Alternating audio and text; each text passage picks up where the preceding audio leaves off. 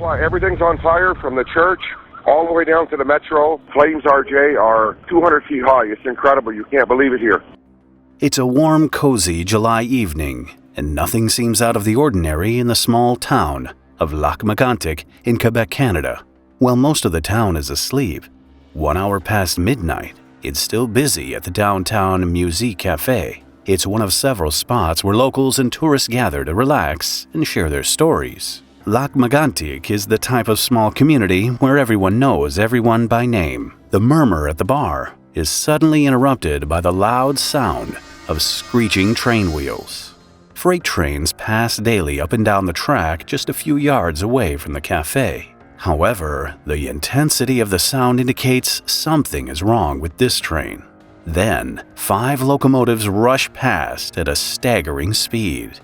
They are followed by a composition of 72 tank cars filled with crude oil, grinding across the track and colliding against each other.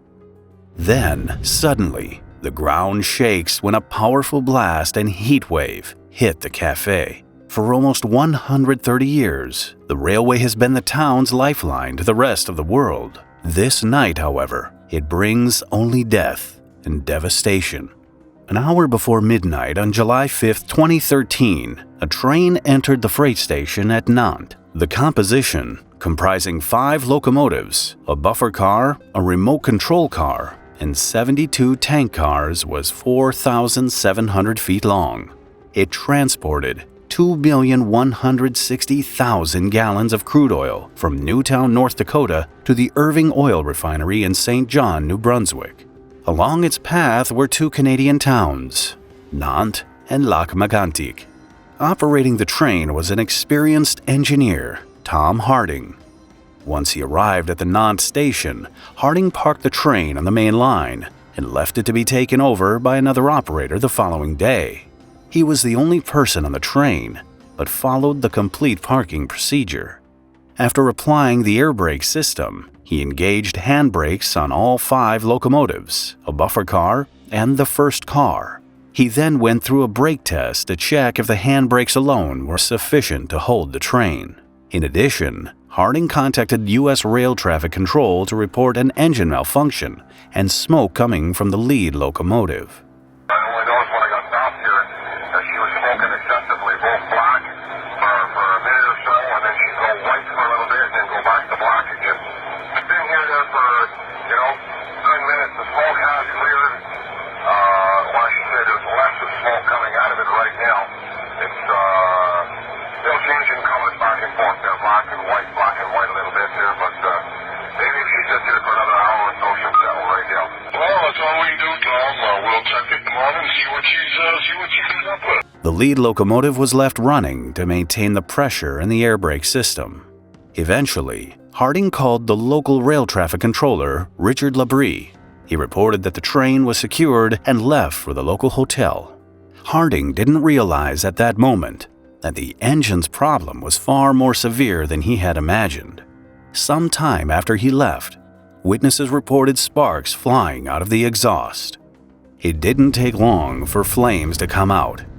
At 11:50 p.m., Nantes Fire Department received an emergency call about a locomotive on fire at the freight station. Within minutes, the firefighter crew was on site, dousing the blaze. At 11:59 p.m., Labrie called Harding.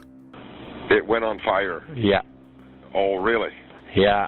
Okay, is somebody up there to take care of it? Or? Yeah, well, the firefighter were there. Yes. And apparently it's dead now.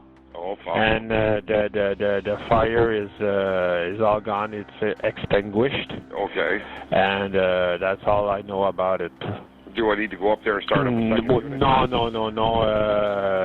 Jean-Noel Busque he went there to check if there's any damage, and he's gonna call me back.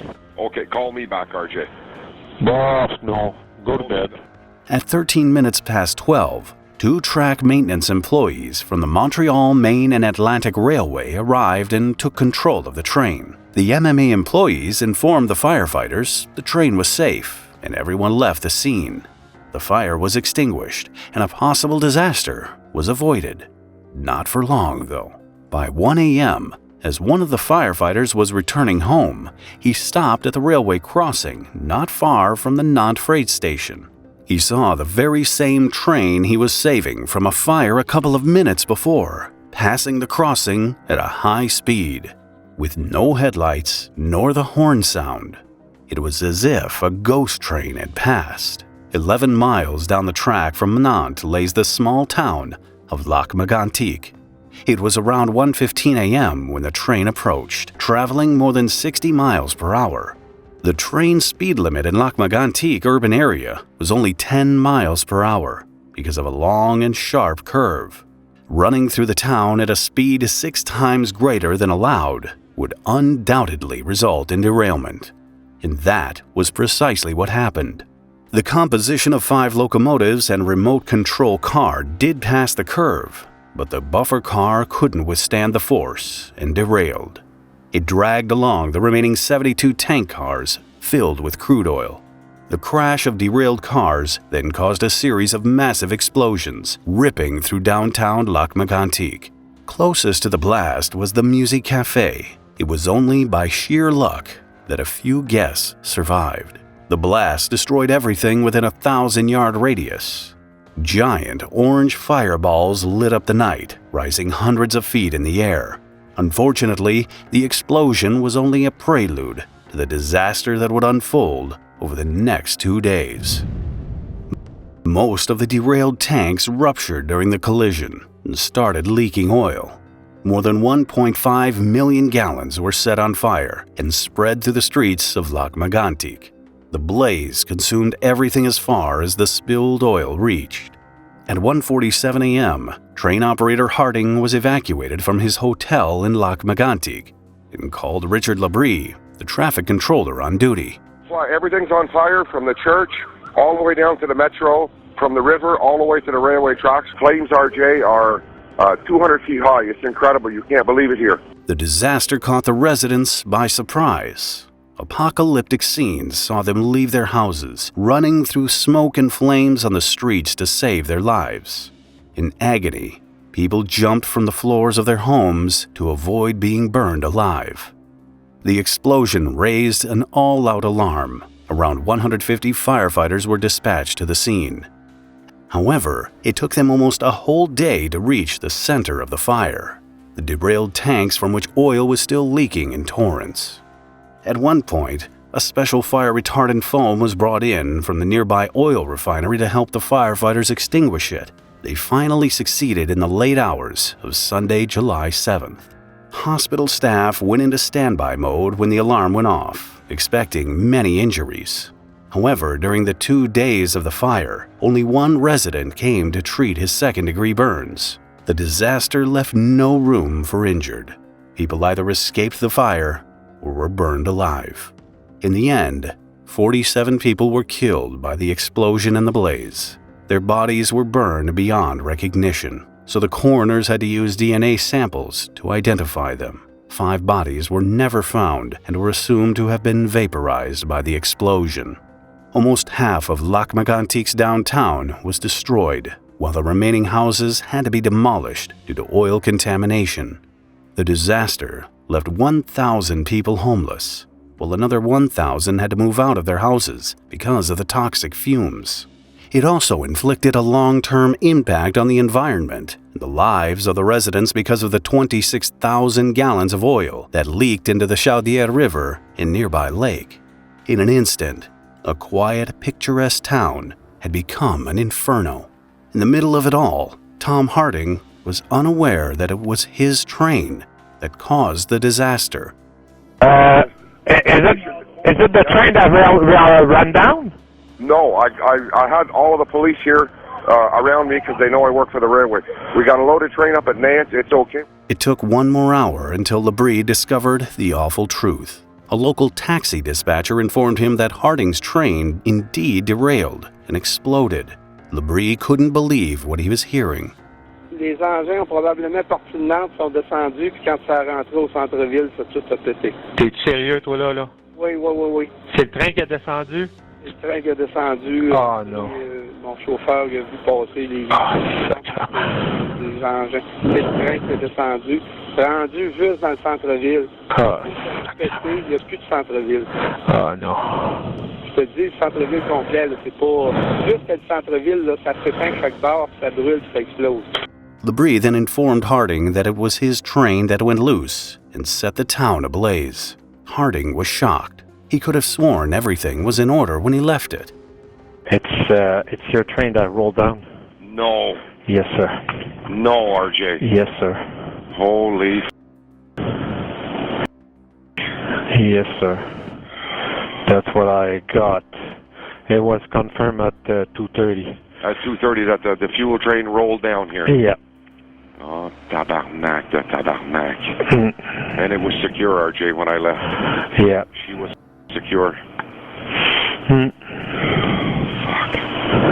That's what I got as a news. And when did you get the news? Just a few minutes ago? 2:25 to be correct. How in the did that thing roll down, RJ? I don't know. How many brakes did you put on? The units, the VB, and the first car, 7 brakes. To understand how it came to this, we have to take a more detailed look at what else happened during the night of July 5th. As scheduled, the tanker train operated by the Montreal Main and Atlantic Railway arrived at the Nantes freight station. Harding parked and secured the train by switching on the air brake system that locked all the wheels. As a precautionary measure, he also applied hand brakes on all 5 locomotives, plus 2 cars, in case the air brake system failed. However, since the train was left on a slope, he was supposed to apply hand brakes on at least twice as many tank cars. He probably didn't do this because he was the only person on duty, and applying a single brake was a 3-minute-long procedure that required a lot of strength. Afterward, Harding performed a required brake test to ensure the train would be held by handbrakes alone. Unfortunately, he accidentally left the air brakes on during the test, which led him to believe the handbrakes would hold the train. In any case, Harding left the lead engine running to maintain the pressure in the air brake system. With the air brakes applied, there was no chance the train would move, and yet it did, somehow. 8 months before the accident, the locomotive had been sent to a repair shop because of engine failure. To save time, MMA's managers decided to repair the engine with a part of insufficient strength and durability. Shipping oil was lucrative. They didn't want to afford an idle locomotive. On the day of the disaster, the low-grade part failed, allowing oil to leak into the body of the turbocharger. Since the engine was left running, the oil kept accumulating, and once it overheated, it set the whole engine on fire. The firefighters were quick to react, though, and prevented the fire from spreading. However, to extinguish it, they had to kill the engine. By turning the engine off, they cut the air brake system's air supply. Unfortunately, track MMA maintenance employees sent to the scene were not train operators and were unaware of the consequences of leaving the locomotive engine turned off. If Operator Harding had been present, he would have surely restarted the engine, but his colleague assured him he wouldn't have to make the trip. After the fire was extinguished, the firefighters and the MMA's employees left the scene, convinced everything was in perfect order. In truth, a tragedy was just about to unfold. Without the engine running, the air brake system gradually lost all pressure. As a result, the train was lying on sloped tracks on handbrakes only. A standard procedure in most railway systems was to park the train on side tracks equipped with buffer stops, but the MMA's guidelines allowed parking on the main track. So with no sufficient brakes, the train carrying more than 2 million gallons of oil started to move down the tracks. To make things worse, the tracks from Nantes to Lac-Mégantic were dropping 4 feet each 100 yards. By the time it reached the curve at Lac-Mégantic, the 10,287 metric ton heavy train had accelerated enough to derail. Undoubtedly, the Lac-Mégantic Rail Disaster resulted from poor management systems and inadequate regulations. Those were the conclusions reached by the Federal Transportation Safety Board in its 181-page accident report. Most of the blame was put on the Montreal Main and Atlantic Railway for failing to operate the trains safely, and on Transport Canada the federal institution responsible for transportation policies, for failing to enforce its own safety requirements on MMA. The MMA, however, turned the blame toward its own people. Tom Harding, in charge of operating the train on the night of the accident, and Richard Labrie and Jean Dematre, the railway traffic controller and the manager of train operations. The three were arrested in 2014 and charged with 1 count of criminal negligence for causing the death of 47 people. Harding was accused of not applying enough handbrakes and parking the train composition on a slope. Labrie was blamed for improper inspection of the train after it caught fire, while Dematre was accused of failing to secure the train properly. During the 1-month trial, the defense based their case on claiming the accused had no proper safety training and everything they did on the night of the tragedy was according to the company's regulations. The three served as scapegoats, while the actual blame was on those who ran the railroads with less money for more profit. The residents of Lac-Mégantic felt the same about the situation. They expressed great sympathy toward the accused and believed the railway managers should have sat on the bench instead. For years, they begged the MMA to move the track and the transport of hazardous cargo further from the town. However, the railway found the project to be too expensive. Ultimately, all three accused were relieved from charges, to the delight of their co-workers and the residents of Lac-Mégantic. But, to their disappointment, the MMA and the Canadian Pacific Railway as the main contractor got away with it. In August 2013, the company filed for bankruptcy protection both in Canada and the United States, as it lacked the assets or insurance to compensate disaster victims. Other companies sued in class action lawsuits agreed to pay money into a settlement fund for victims in exchange for being removed from the case. Ultimately, they paid $450 million to victims and other creditors. The Canadian and American federal authorities responded to the disaster by announcing a series of security measures, including new safety standards for cars, speed limits in urban areas, and required electronic braking systems. Although, after more than a decade, the railways are still refusing to implement the standards that collide with their economic interests. In the meantime, Lac-Mégantic was rebuilt. People returned to their homes and businesses were reopened. The downtown received a new look, but it still reminds its residents of the day when their peaceful and calm lives were interrupted. Watch this episode next if you found this video interesting. Please add a like and leave a comment if you want to support the channel.